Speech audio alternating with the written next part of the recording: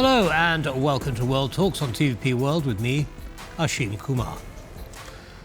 Foreign ministers from across Europe have issued a joint declaration to tackle unprecedented security challenges after Russian President Vladimir Putin lowered the threshold for deploying nuclear weapons. Poland was joined by France, Germany, Italy, Spain and the UK to condemn Russia's 1,000-day war against Ukraine and accused Moscow of undermining European security. Amongst other elements, the ministers said, quote, Russia's reckless revisionism and constant refusal to stop the aggression and engage in meaningful talks challenges peace, freedom and prosperity on the European continent and in the transatlantic area. Well, what does the statement say on European unity and how will this translate on the ground? Well, to explore these questions and more, I'm joined by Marcin Zaborowski, TVP World Europe editor. Marcin, welcome. Thanks for taking the time. Thank you. Okay, so I want to start with what part of the statement where they talk about Russia basically challenging the Western world order or the world order generally. What is it Russia actually wants to see in its ideal world?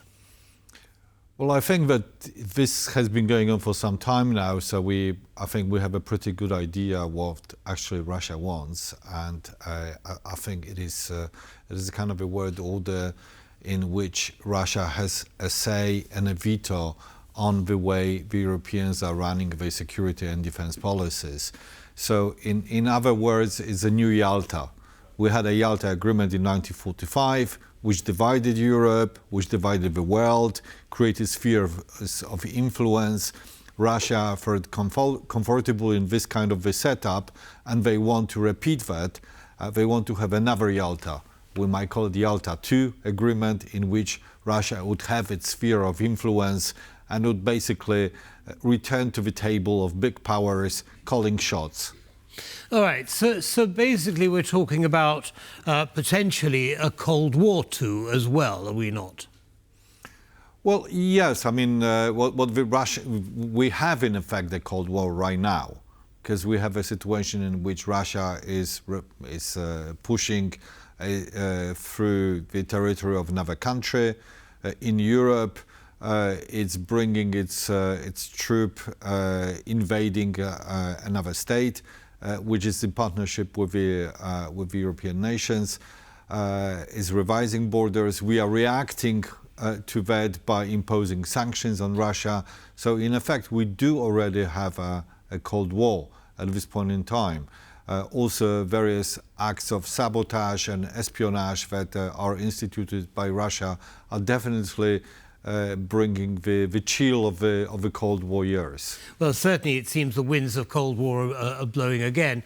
Now, this time it's not just Russia. I mean, the statement relates to or refers to partners such as Iran, China, and North Korea. How do you see this collection of countries, and what are their common goals? Well, the common goals of countries like Iran, Venezuela, North Korea are to challenge the West. And these countries could be geographically very diverse, but they're all very anti-Western. And what they are being united in is to support Russia in its challenge at our continent. Whereby Russia basically wants to revise our borders by force and is getting a support from Iran, which is providing it with drones. Is getting support from China, because China is financing essentially Russian economy in many respects right now. And Venezuela, which is providing Russia with some kind of a really popular support in Latin America, with a kind of revolutionary ideology to top it up with. And let's not forget the North Korean soldiers that are fighting on the front lines for Russia. Now, is this a wake-up call for Western Europe and the US? I mean, a wake-up call has been some time ago. I mean, it's too late for a wake-up call. Then how would you describe it? I think we are already in the midst of a war. Yesterday marked 1,000 days of the war when Russia invaded. It's a full-scale invasion of Ukraine, but the actual invasion started 10 years ago in 2014. So that was a wake-up call. When Russia annexed part of another country in 2014, Crimea, then sponsored separatists in Donetsk and put its troops in Donetsk in 2014.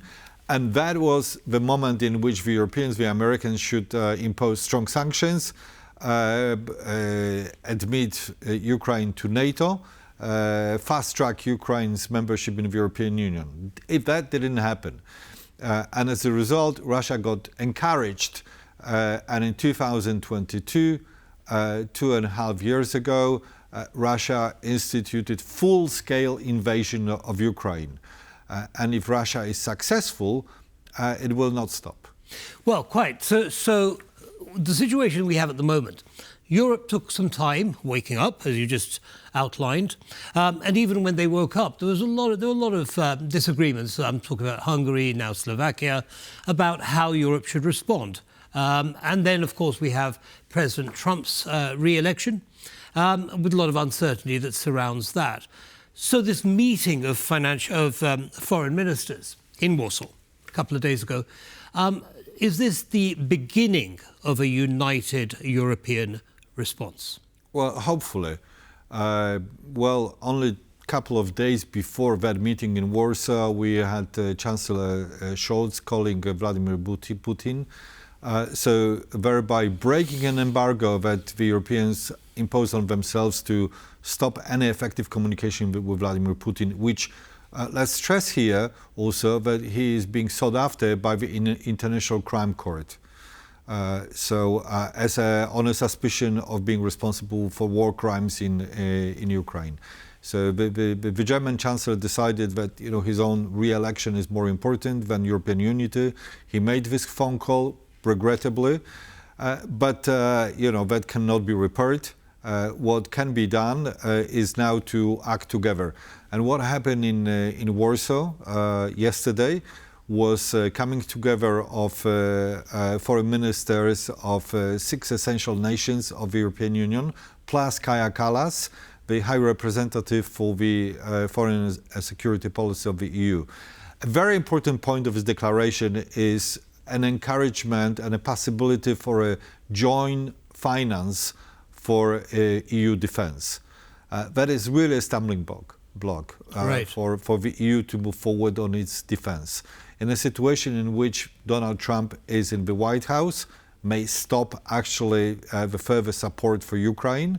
The Europeans are unable to fill in this gap, and to start financing our defense together is really a starting point. Certainly a starting point, but also it is something that Ukraine, I think, needs some reassurance on, that even if President Trump does reduce military aid, Europe will be able to step into the breach. Do you think that'll happen?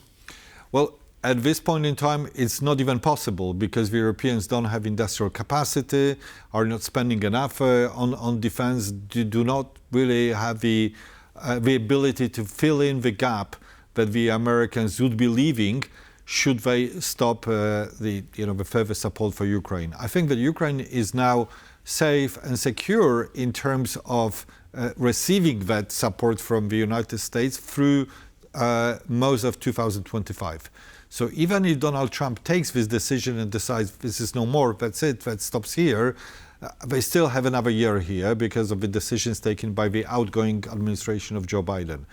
And that gives the Europeans some time to, get together, to adjust, organize themselves, and that starts with the joint financing of defense capabilities and defense operations. Understood. Well, a year is a long time in politics. Marcin Zaborowski, thank you very much indeed for sharing your insights with our audience. Have a good evening. Thank you. Thank you. And that's all from us in this episode of World Talks. Good night.